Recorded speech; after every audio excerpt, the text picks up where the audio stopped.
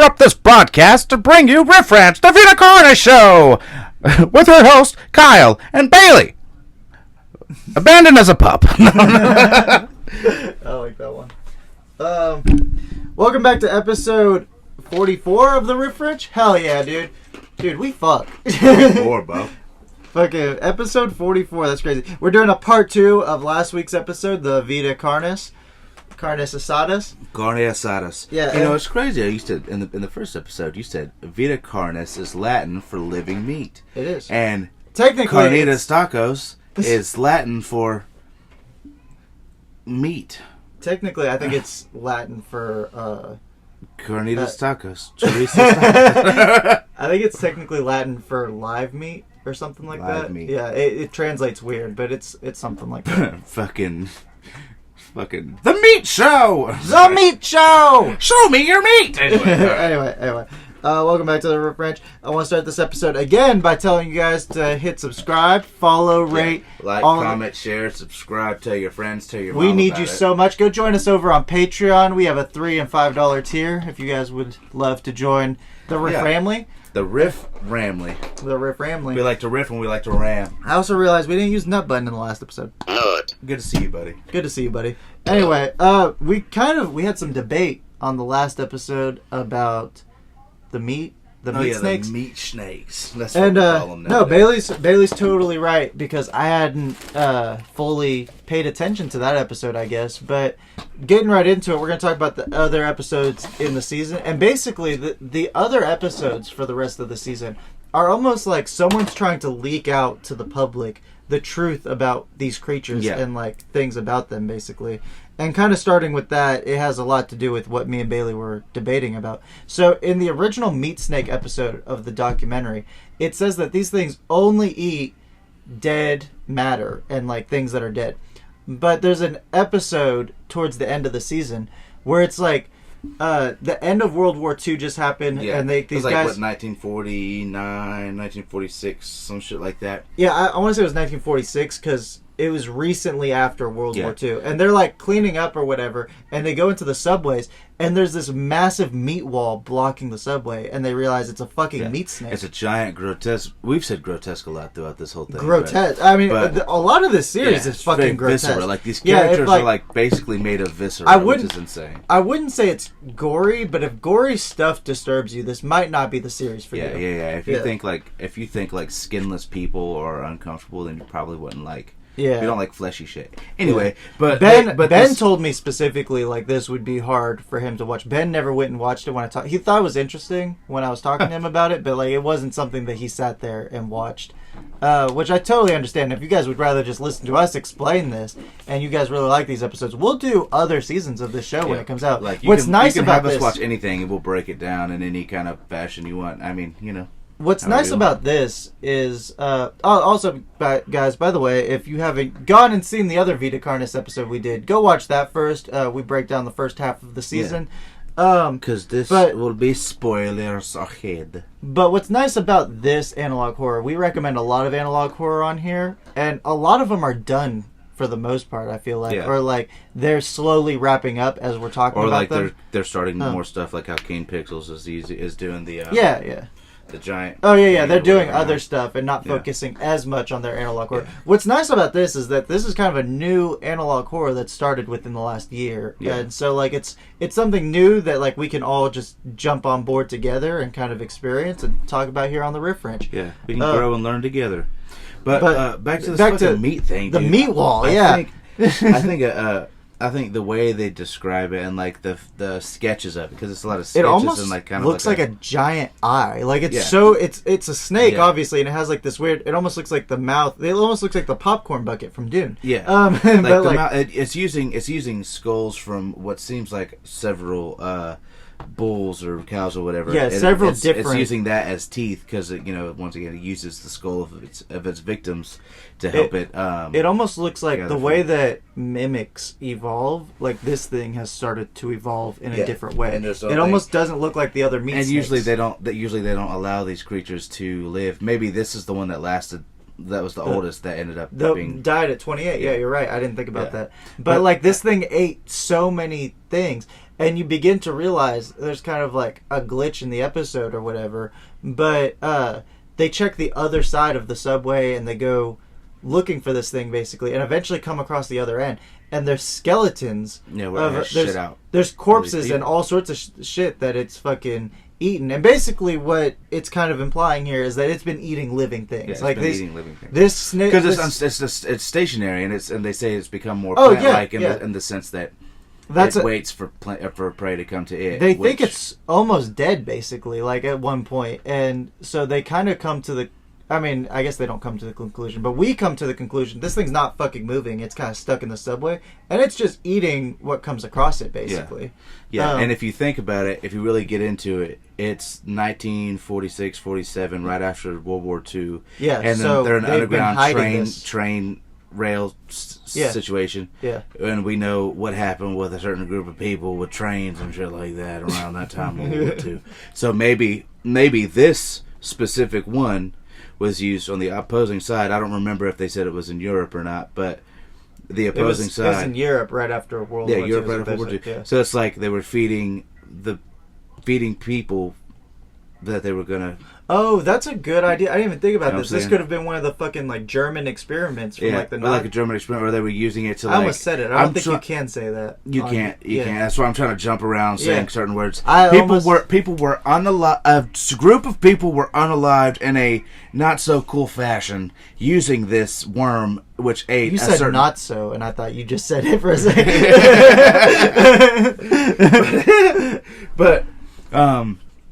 but yeah, I think it was used as a tool to like, instead of like hell yeah, look at us trying to make money on the Riff Ranch. Yeah, look at us trying to fucking not be demonetized. But anyway, yeah, so is it the first 10 minutes? Can I make a joke about we're not I can't even really cuss yet. I think it's the first 15 minutes. That's gonna be beep impossible.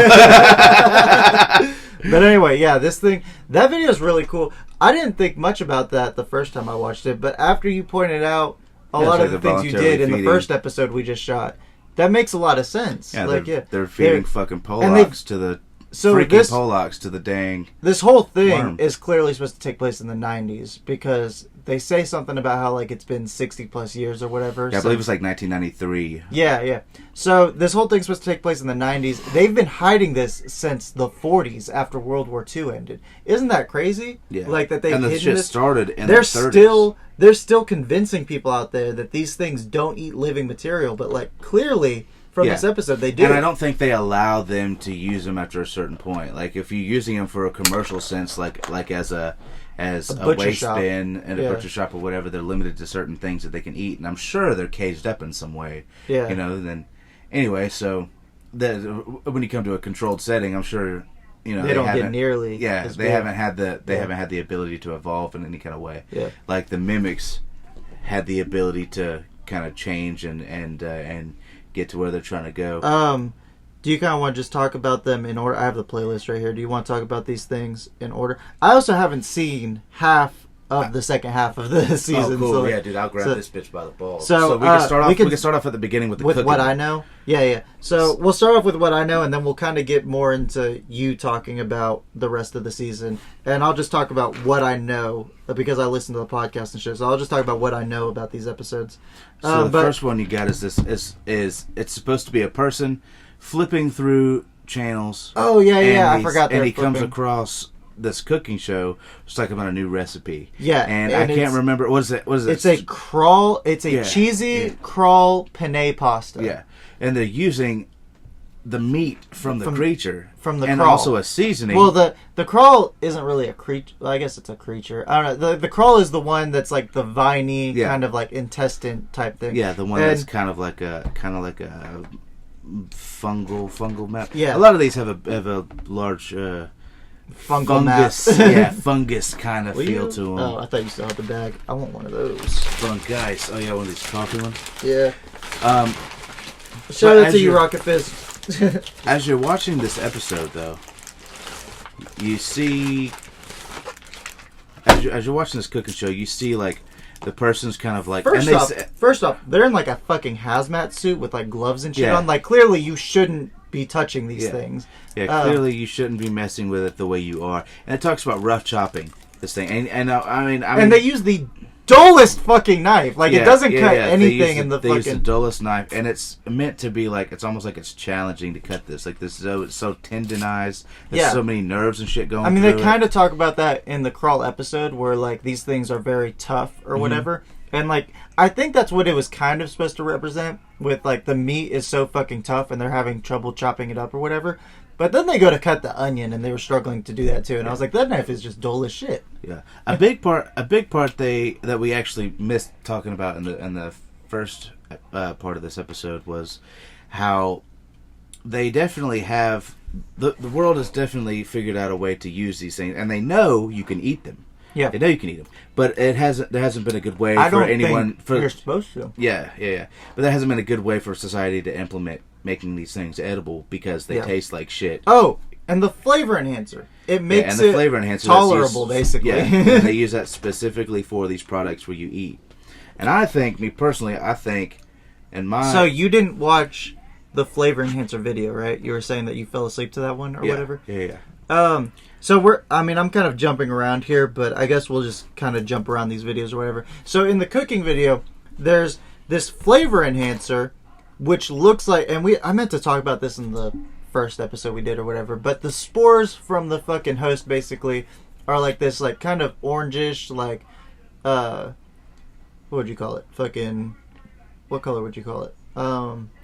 Like a orangey, like a tan, suntan. Yeah, like a suntan orange kind of color. That was great.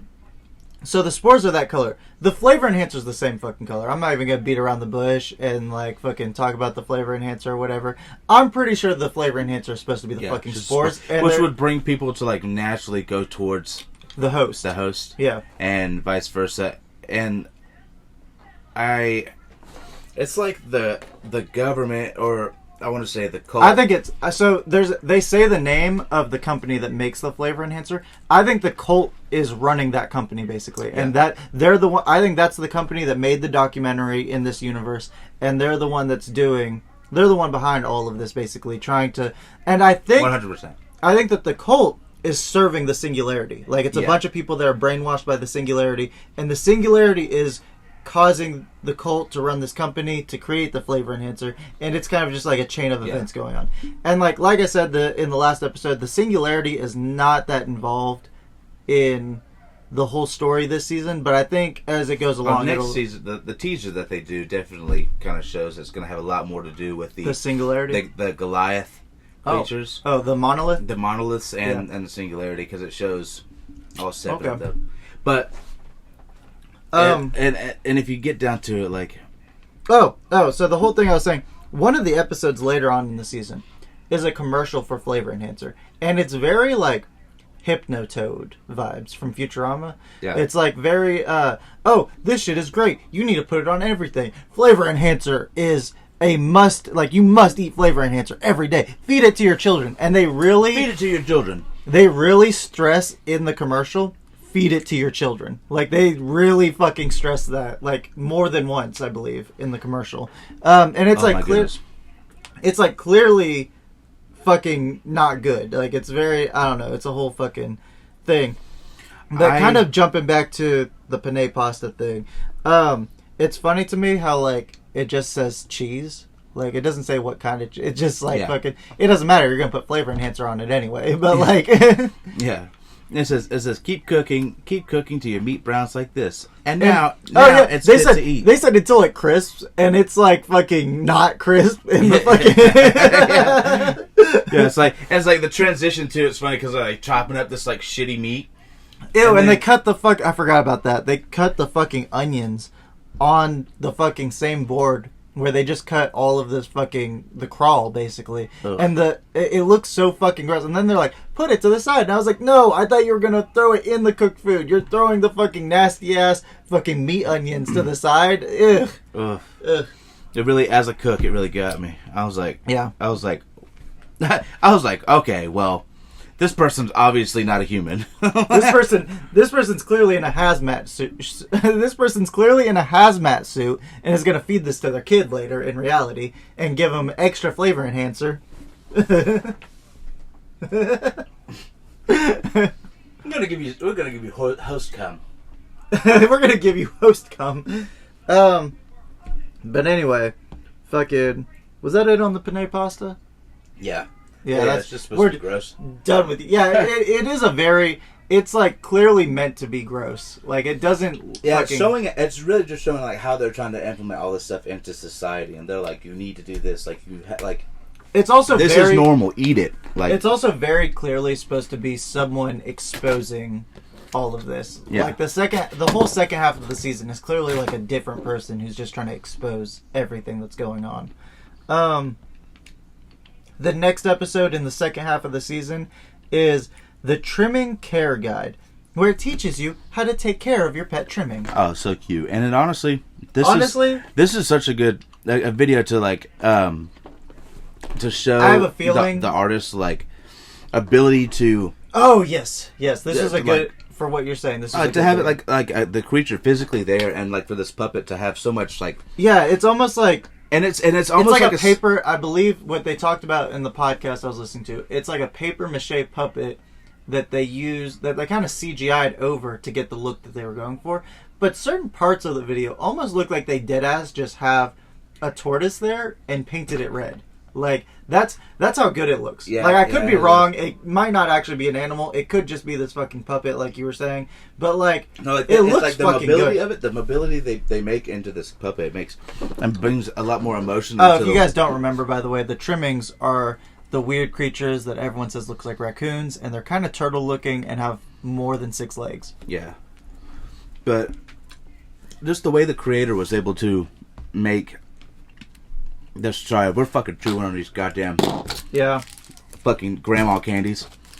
I'm sucking on that shit like I owe it money. I forgot I said I wasn't gonna eat on here for that specific reason. You can't fucking talk. Anyway. but the artist being able to put like a physical thing out there to really bring this creature to life. This and is have it more definitely like, the most artistic episode out of all of them. them. Yeah, it really shows his adaptability and his ability to fucking. I don't know all these words because I'm not a fucking director, but he does everything. He hits every little beat. Yeah, he hits all the marks. Yeah, it just makes you. It makes it feel more real in a sense, or like I have a theory on this budget wise, thing. dude. I bet the budget that he had. I don't know what it was, but. God damn it! Did he fucking make the most out of that shit? Yeah, he did. He did the most with what he had. We should start a GoFundMe for this guy, honestly, because like if we could get him like $50,000, like fucking. I mean, I would really like for us to get $50,000 first. Fuck this guy. Fuck this guy. He's got 180K on YouTube. We have 15. We Fuck have 15. This guy. Fuck this guy. No, but the whole trimming thing. I have a theory on what's going on here because it's like this online video telling you how to take care of your trimming. I don't think you're supposed to have these things as pets. Yeah. It even mentions too. In the recent months, people have started to have adapted to having trimmings as pets. So it's like a very, very recent thing. Like it's like in the recent months, like not in the recent years, in the recent months. And it's like they're trying to put these things have been around for 60 years. Yeah. And in the recent and they're months, trying to get more of these into everyone's home. Yeah. And it also talks about how like they're nocturnal, so they make all this noise at night, and it shows this thing is screeching at night. It's screeching. So you have to feed it certain times of the day. It sounds eldritch. It's fucking crazy how it's like, exactly like what he just did. But it's screeching. It's less of like a guttural sound and more of like a fucking like high-pitched screech. It's like almost like that. Yeah, it's like fucking it's crazy the way this thing screeches, and it's fucking I think so. The whole idea that I'm coming to with this is like they're telling people it's okay to have them as pets. I think they're gonna attract other fucking things like mimics and all sorts of fucking shit to come to you and just fucking attack, basically. Like I don't think that the trimmings necessarily are malevolent creatures or whatever, but I think it's gonna attract all sorts of fucking problems, basically. Yeah. I feel like they're more or less like a nuisance that they have, but it's also like they have to have a purpose. Like all the rest of them have a purpose. They're kind of just nuisances. They're kind of just. They even tell you in the video taking care of the pet. They're like, you can just feed it fucking dog food, cat food. Fucking, you can feed it compost, basically. Like, it eats whatever. They're like, give it a cute little bath. And I think it's cool. I think it was really fun how they gave it a bath. And they, like, were making attempts to make this, like, gross little skin flesh creature cute. Well, and it worked. You would think. Because I'm sitting there like, oh, cute little guy. You would think, it's been around for 60... Like, we're looking at it like it's gross. This is the first time we've ever seen it. But you would think this thing's been around for 60 years. People have been shooing these things out of their yards for years. So. Some people are probably going to think they're cute and keep them as pets. Like, if they've been around for 60 plus years. Yeah, like a raccoon. Like a coon. Oh, whoa. I didn't mean it like that. I did not mean it like that. You twisted my words. Like and subscribe. Like and subscribe. I gotta cut that out now. Fuck, Bailey. That's so funny. This is gonna be a great episode. He caught himself immediately. I'm sorry, dude. That just was so funny. That was hilarious. We already talked about the meat snake thing, and then after this, I haven't finished any of the other episodes after this. There's an episode where it talks more about the family, and it's this one right here. Yeah. So it talks about the family that I brought up in the news report, and I think it's interesting that like he kind of like alluded to this all the way back in the documentary, and then clearly like months and months later, because like all of these episodes came out months apart from each other. This one's that one's the most disturbing one to me because it shows footage of the family. It shows footage of the host. It's the other one, right? That's the mimic. No, not the mimic. It's the harvester, right? The harvester that ate the family. Oh yeah. Yes. So, but it shows pictures of the family. Yeah. Right. It shows a picture of the family, and then it gets to where it's this little boy. The little boy is running away, and then the little shows boy, it. Yeah, it shows it like he has to, like almost like it's through his view and everything. Wow. And then he gets taken down, and it's like it's a very short video, but like you hear the kid screaming. And I don't know about you, but I can't stand the sound of a child in distress. I can't fucking stand it when kids scream. I can't fucking stand it when kids breathe, cousin. We're about 30 minutes in. Yeah. But the this kid screaming, and like he like falls, and you could tell he's trapped in something. His leg's trapped in something. Oh, it got him. Yeah, it got him, and it's like dragging him, and he's screaming, and it like kind of like. It's real choppy, but it cuts to where like you see the boy's face, and then you see like the flesh starting to come off of it, and like as if it's like dissolving him away a little bit, and then it shows the picture of the family, and it's all the family, but the little boy looks fucked up in the photo now, and then it goes to the parents. Oh, he's like blacked out or something, right? Yeah, and then it goes to the parents, and and it does the same thing where it's just to insinuate that it's kind of like picking them off one by one. Oh shit! And that one it's just very short, but that one definitely is one of the scariest ones to me. That one and the mimic defense. Yeah, so there's the mimic defense video, which shows two people like going through a trailer park or they're going to a trailer park. Yeah, they're going to this trailer in the woods where an attack of a mimic happened. Yeah, and they do like a long shot and they on specifically a car say, yeah. They do like a good long shot on a car or something like that. It's very very Blair Witchy, and that's a good use of like minimalism and cinematography, like we were talking about, for something that has nothing to do with this. And then it's like that has nothing to do with it. But like little shots like that insinuate a bigger thing to happen, and then later on that does kind of come into fruition, because there's no real in this long shot. There's no definitive place. All you really see is like some trees around you and the ground, and the only definitive scene or setting is the car. So, and the long story short, what does the dude say to her? The guy says something. Oh, yeah. He's like, oh man, this would be a perfect opportunity for something to come and just scoop us out right now. Yeah, and literally 2 seconds later, like it doesn't take. Like literally, he stops speaking and then he's just fucking gone. Like he disappears so fucking quick. He disappears super fast, and then she's like, "Fuck it, I'm just gonna go. You fucking with me?" Da da da. Yeah. They go past the car again. She goes past the car, and that's when the mimic. What the fuck is in there? That's what when the mimic comes out, right? Yeah, the mimic's all like.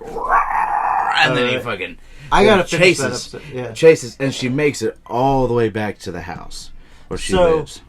So the podcast I was listening to, they're talking about this scene and the whole thing. And one of the guys is like, my theory is that the guy was actually an elder mimic the whole time pretending to be a person. And then everybody else in the fucking podcast is like, no, the mimic is eating the guy in the video. If you watch it, you can see him eating the guy. And the other guy that was like, oh, you guys shot down my theory immediately. I need to go back and watch it again. That's funny as fuck. You guys shot me down immediately. I'll Shout be back out in 20. Don't Look Under the Internet. That's the podcast. Don't Look Under the Internet. Yeah, they do. It's kind of like Wendigoons. They do a lot of analog horror type shit. I love Wendigoon. I wonder if he lives up to his name. I wonder if he I would assume so. I know. With a name like... Moist Crit stays wet. He's... Let's see if Wendy really goons. Is that pretty much it on the mimic defense? I haven't actually finished the episode, so I don't know if that's it. Well, so it pans up to where, I mean, the shot that you see is the thumbnail on the video right there. Oh, it breaks into the fucking house? Yeah, literally busts into the house. And it's showing the mimics are smart. As she's running, she's yelling. She's yelling, somebody help me, somebody help me. Like, making doing noise. Everything, yeah. But it just doesn't work. And shit. So this kind of goes into how we started this video. We're saying that we see things that are kind of contradictory to what we see in the documentary series. It tells you do not fucking shoot, or like if you have a weapon, don't use it against the mimics, basically. Yeah. This video tells you the exact opposite, and it's like go for the legs, go for the head, and shit like that. Legs, go for the head. And it also says that if you can find somewhere to hide, like they will actually leave you alone. Like they'll just lose interest in the documentary. But also they might leave you alone for the moment, but once they see you, like once they figure out where you are, they're gonna fucking come at you relentlessly until they get you. Yeah, which is some fucking scary shit. Scary. Like if I was fucking sleeping and I just saw a fucking red fleshy face motherfucking thing in my fucking motherfucking. In the corner of my room? In the corner of my room, dude, I am going to die. Give me the heebie-jeebies. Yeah. But it does talk about if you shoot them in the legs or in the head, they will go down. Kind of to add... Or at least immobilize them long enough for you to get away. Kind of to add to that whole thing, it kind of implies you shouldn't kind of attack any of these things, really. Any of the creatures at all. But we see kind of the opposite in the final episode of the whole thing, where it's kind of all machinima, and it's like made in a game engine. And they're like... fucking take them out and fucking snipe down the harvesters in the fucking episode, and it's like a whole fucking thing, and it's like clearly you can fucking shoot these things. Like it's clearly you can kill them, but the whole second half of the season just contradicts everything you learn in the first half, and it's like it's so funny to me. This is what's really going on. This is how and you could tell it's almost like this cult it has a huge influence over a particular aspect of the government, and I'm pretty sure most of this is based in Canada. Yes, I agree. The research because the Canadian map is used a lot. Yeah, the Canadian map is. And at first, I did say I'm pretty sure in the beginning I saw America, and then I was like, and then it goes to Canada in one episode, and I'm like, what? And also, if you think about it, what I also think I'm is. Sorry, I didn't mean to interrupt you. I believe it's the Hudson River. I just remember, or the Hudson Bay is where the Singularity is. The Hudson Bay is the lake that I was thinking of. That connects Canada and. In America, right? It's that one right there at the tip. Yeah. So the Hudson Bay, I believe, is where the Singularity is, and then around the Singularity are where the monoliths are. I believe. I could be wrong about that, but the podcast I was listening to earlier said something about it. If you, what I think, so during this, during one of the videos, it keeps showing the amount of sightings and stuff rise slowly over the years in this map of Canada as it gets bigger and bigger. Mimics, it shows, it shows like them, like the map flips upside down a couple of times, and it made me think like, what if that was kind of alluding to it being like an upside down kind of deal, like almost with Stranger Things, where there's this kind of separate reality. Where these things are manifesting that kind from of mirrors our own, really. And somehow in this concentrated area. Yeah, they're almost like Stranger Things creatures. Yeah. Like the upside down guys.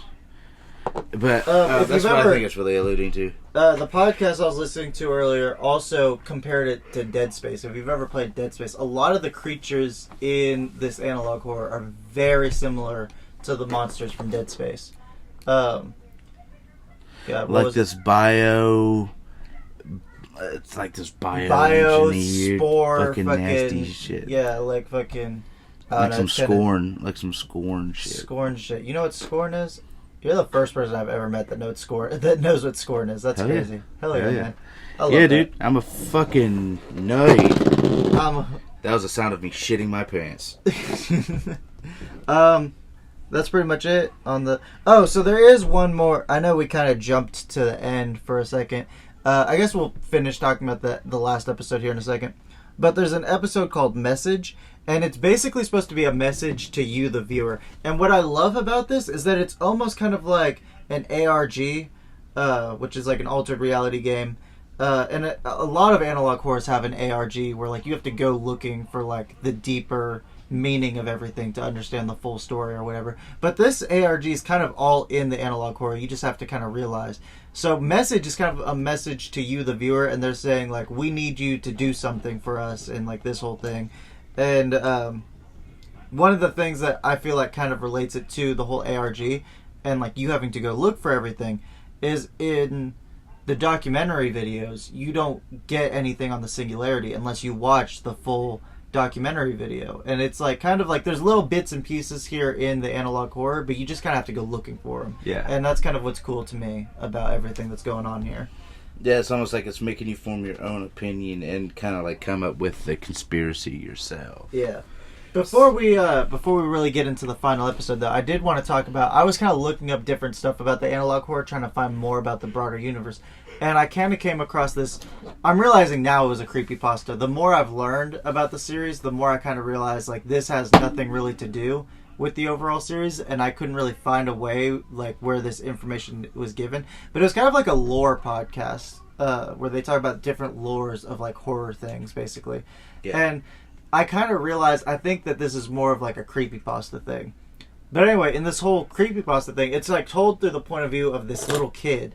And he's, like, walking through, kind of going to school, and he's about to have a field trip or whatever. And it's in Atlanta, Georgia. And basically, there's, like, this whole thing where basically, in the universe... This creepypasta takes place in the universe of VITA CARNIS. And there's a giant-ass wall, basically, like Attack on Titan, just built around Atlanta now, so that the mimics can't get in. Because, like, there's a huge mimic problem in Georgia, basically, is what this creepypasta kind of says. We do got a lot of clones out here, baby. And, basically, they build this big-ass wall to keep the mimics out. And, I can't remember exactly how they get to it, but basically this kid and his friend, they're on a field trip to the wall, and he's kind of learning the truth about the mimics, because he was told, with him living in Atlanta and never really seeing a mimic, he was told his entire life that mimics don't really eat people. They're just kind of like the other things, like the other creatures in this universe, where like they don't really eat people, they just kind of eat other shit. And then like now he's a kid and he's going to the wall in Atlanta, and he's being told, oh no, mimics actually do eat people, and you were kind of, it's like Santa Claus, you know, you're kind of lied to your whole life. And so him and his friend are walking around the wall, and they get into this one facility area that they're not supposed to fucking be in, basically, and they accidentally open up the door, and like hordes of mimics start getting in, and like all these guards basically come through, and they're like, move out of the way, move out of the way, and they're like clearly not, like the kids thought they were about to get in trouble, and they're clearly not even mad at the kids. It's just like the guards are fucking preparing for a breach, basically, and all these mimics are fucking coming in and attacking the guards, which also I guess doesn't really fit to the whole analog horror, because mimics wouldn't attack. They're not going to waste their energy on people that have like guns and like people that can defend themselves and like get away. So like it wouldn't really work like that, I guess. The mimics wouldn't just be like flooding in to this fucking wall. But anyway, that's how it happens in the creepypasta. And basically they flood in, and the kids get out of there and they go home for the field trip. And the kid is in the car with his mom, and she's asking about the field trip and this whole thing. And the radio in Atlanta is basically like, they're putting a curfew on. About a dozen mimics got into the city, and we're trying to keep people safe. Don't go outside tonight. All this different shit, and they're putting all these regulations down in Atlanta to kind of keep people safe. And the kid's thinking in his head, he's like, I know for sure more than a dozen got in. I saw it happen. He's like, they're lying to everyone, basically. Yeah. And it's kind of like feeding into the whole analog horror part where, like, they're lying to people. Yeah, you should send me a link to that, because I'd love to listen to that. Oh, yeah. I'll send Betty back. Yeah, I'll send that one to you. But yeah, it's a two-parter. You'll have to listen to... Do you know who it was by? I'd have to look it up. But I typed in VITA CARNIS on Apple Podcasts, and it was one of the first videos that came up. On Apple Podcasts? On Apple Podcasts. It was one of the first ones that came up, yeah. It was like this lore podcast kind of thing, I believe. But anyway, so, long story short, the kid ends up going to bed that night, and I can't remember exactly how it ends. I'd have to listen to it again. But this is kind of encouraging you guys to go check it out. Actually, let me see if I can... It is Freaky Folklore on Apple Podcasts. I'm sure they're on Spotify, and they might even be on YouTube. But y'all go check out Freaky Folklore. That's where this story is at. I don't remember exactly how it ends, but I remember it ends with one of the mimics getting inside the boy's room. Wait, so you said in the thing, it like... I said I don't remember exactly how it ends, but I remember it ends with one of the mimics getting inside the boy's room. I don't remember exactly what happens at the end, so you guys should go check it out. Go check out Freaky Folklore. It's a two-parter video. Both the videos are about 20 minutes long, I want to say. They'll give you more context for everything that I've been saying here. Dude, I'm excited. I'm going to listen to this shit tonight. That shit sounds good. Yeah, it is pretty good. And then kind of jumping over from the whole Freaky Folklore thing, kind of getting back into the canon of the analog horror, the final video opens up, and it's kind of like machinima, video game graphics type of thing. And it's these guys are they in a helicopter? I'm trying to remember. Yeah, something like that. Yeah, they're in like a helicopter, and basically they're about to breach into this place, and there's harvesters outside, and they're basically like, Tango Dark, fucking, and take them the fuck out. They snipe these fucking harvesters, showing that these things can be fucking shot. Yeah, they can be destroyed. Yeah, you can destroy these fucking things, and there's like all sorts of ways you can take them out. But they basically breach into like a cult gathering or whatever, right? Yeah. So they're making their way through this labyrinth of hallways. And you know, there's that one section of area you said that wasn't really affected by anything. Yeah. And I think that might be around. You think that's what this is? Around like, where that is. Okay. Because, like, you know, why would all the harmful shit be where? You know what I'm saying? Yeah. Anyway. Yeah. So, but yeah, it shows the trackers of these soldiers. Yeah. Going through, and you hear them like shooting things along the way, and then they break into this room, and it's a group of people, and you see on the wall it's a giant circle, and then there's 7 smaller circles around it. Yeah. Which alludes to like the greatest singularity and the monoliths. Yeah, the monoliths, the 7 monoliths that protect it. And instead of these people being caught and captured or anything like that, they're just all immediately dispatched. They're just done in, unalived, right then and there. So, yeah, the fucking, I don't know, the whole thing is really fucking interesting. I'm sorry, I kind of lost my thought there for a second. But, there's also a teaser for the next season, right? Yeah. And that's like a whole fucking, it shows the singularity, the monoliths. I think it's building up to something even greater with the singularity or whatever. And I think it's also kind of implying that the monoliths are going to do something in the quote-unquote present day of everything. They can show us more of what exactly they can do, because each one of these creatures has some type of different form that they eventually get into in some type of way. But we don't see anything about these monoliths. Like these they don't even move. Yeah, they don't even move. They literally don't do anything. Like their arms kind of like wiggle around. So, I guess to end the episode, because it'll probably take the rest of the episode for me to explain this, there's like a children's story that's kind of being told. If you scrub through the episodes, and you'll get like glimpses of what's going on. it's hard to actually figure it out through the videos. You can see it in like the comments of the YouTube stories or whatever. I just listened to a full fucking breakdown of all this shit to really figure it out. But basically, it talks about how like there was once a prince, and the prince goes into the forest and falls asleep, and there are some animals that believe that we should help the prince because he was put into like a long rest or something like that, and the other animals in the forest are like, no, we need to leave it alone. And so the animals that believe that we should help it start to feed the prince, and they're like, we're gonna nurse him back to health and all this shit, and he eventually awakens and sails away. Or before he sails away, he basically helps the growth of all the animals, and he like starts to kind of nurture the animals and gives thanks to them for like nurturing it back to health. And he sails away, and there's like a whole thing to the fucking story where like basically the prince is trying to get home, and it's a whole fucking thing. I wish I could remember more of it. I really probably should have listened to it right before we did this. But long story short, the story is supposed to be a representation of the singularity. Mm-hmm. And from the story, my theory kind of becomes different about the singularity.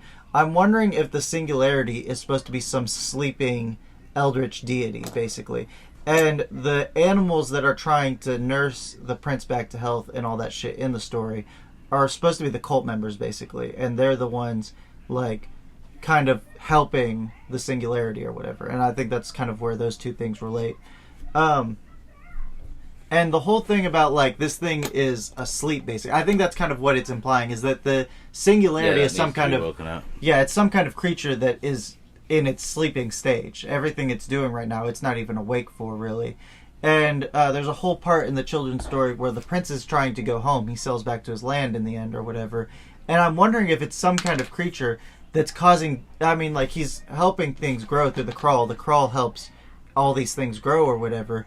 But I'm wondering if he's, like, more so causing disasters throughout humanity so that he can get home, whatever this singularity is. Yeah, he needs to accumulate enough energy and everything to get to where he's got to go, and then I think he's gonna leave the earth plentiful for all the creatures who helped him, which are all these creepy crawly creatures. It's gonna be... And it's like, all right. You think it's like... I think he's creating the creepy crawlies. Oh, like, yeah. But he's like... these things are helping him, like, get the energy sources to... I think it's gonna be somewhat like, you know, he helps... In the story, he helps the animals that helped nurse him back to health. I think that's showing he's gonna leave something behind for the cultists, even if it means that the cultists are gonna turn into some kind of grotesque monsters or something. Which probably will be the thing. That's usually what happens in stuff like this. The priest who brings about, like, the Eldritch God returning, he gets turned into some type of Eldritch horror as like an ironic mockery of his weak and useless existence as a human. Yeah, so I think in the story, the prince gives thanks to the animals or whatever. I think the singularity is going to do something similar but turn these animals, or turn the cultists into some kind of eldritch horror type creature. And it's all just going to lead to like this big, kind of like what you're saying with the whole upside down thing, I guess. Like that could be its home, and that's where it's trying to get back to almost. And it's like asleep here right now.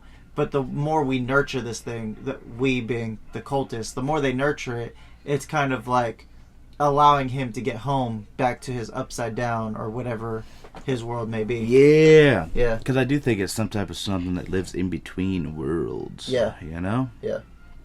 It's got to be. And I don't know, that was kind of my whole tangent on the fucking... But I am excited to see what happens next. I wish I looked more... It says coming soon, kind of.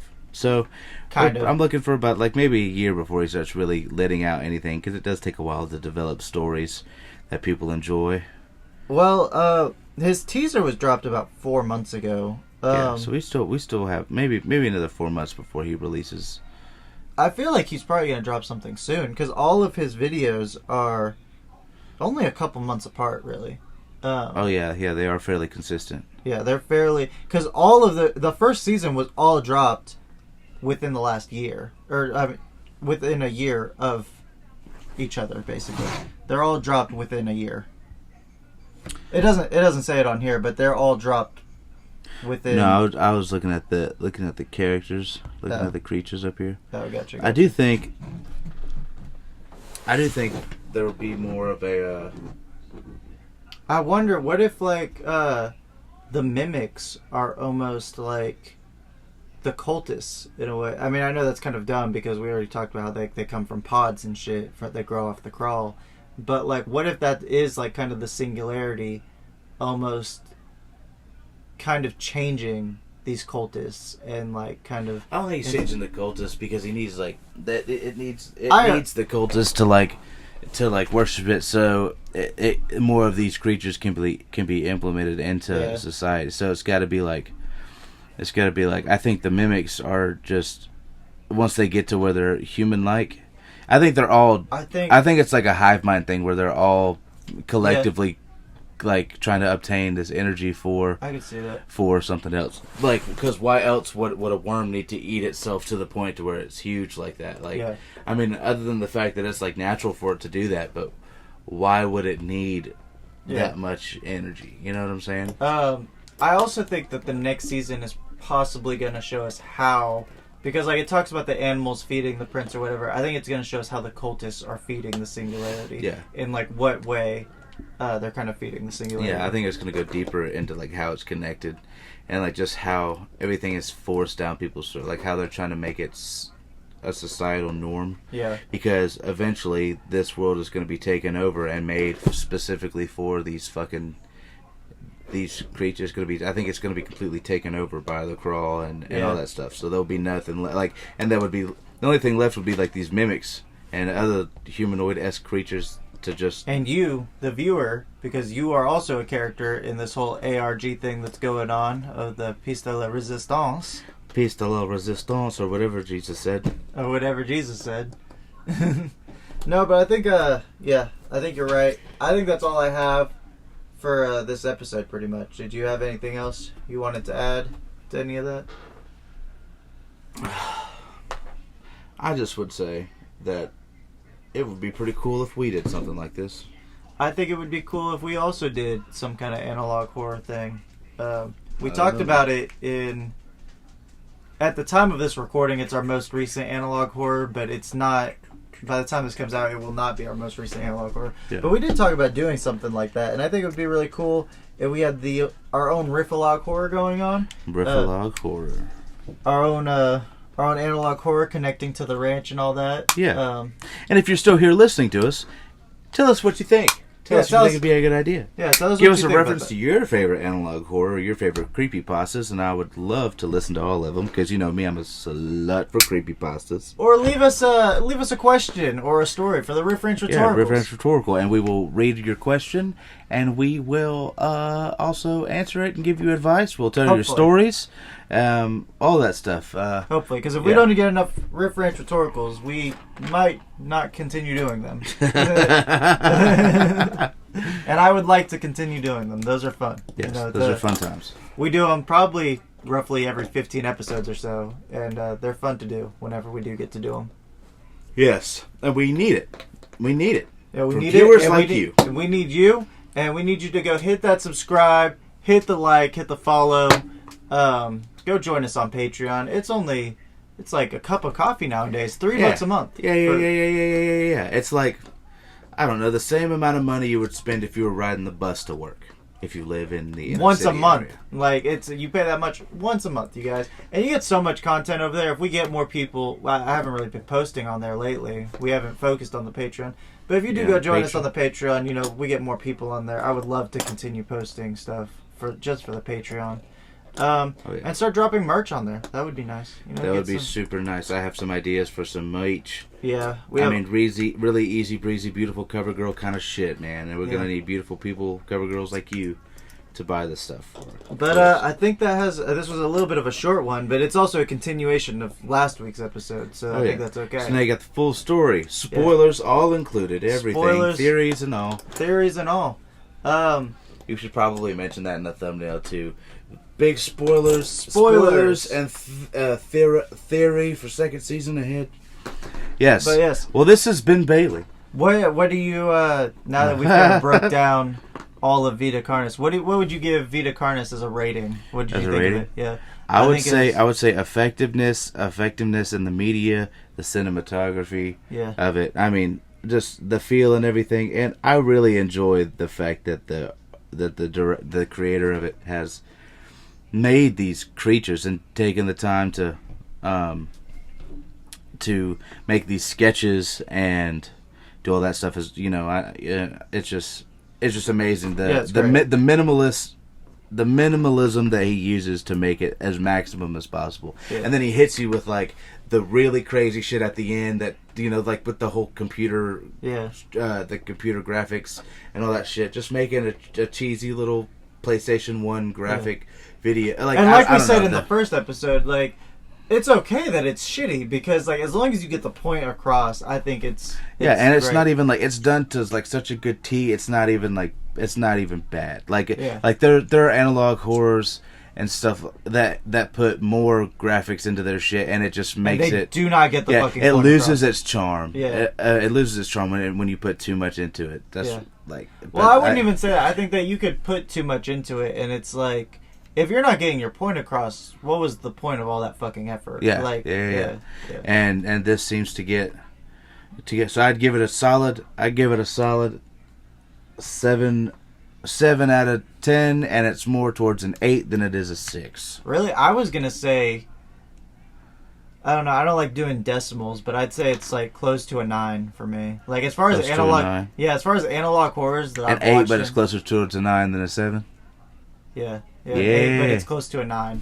As far as different analog horrors that I've watched, it's definitely like at least an 8. I feel like it's really fucking good, and like I feel like it's very like Mystery Flesh Pit, and it's like it very much gets the point across, and like in a day and age where like so many analog horrors, because analog horrors have blown up so much, and it's kind of become like a saturated media. I feel like it almost breathes new life in this kind of thing, and just for that alone, I feel like it's an 8.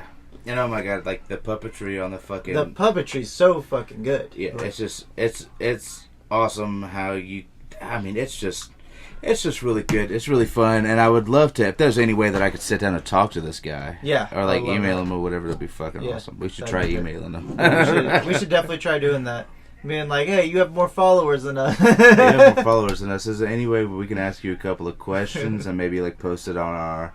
Yeah, channel? even if like we couldn't interview you, you could just respond to us for some questions or something, that would be great. I would love that, and I can just read it off on my podcast. Yeah, read it off on our podcast, and maybe we can collaborate for something that we, maybe want to do in the future. I don't know. We'll see.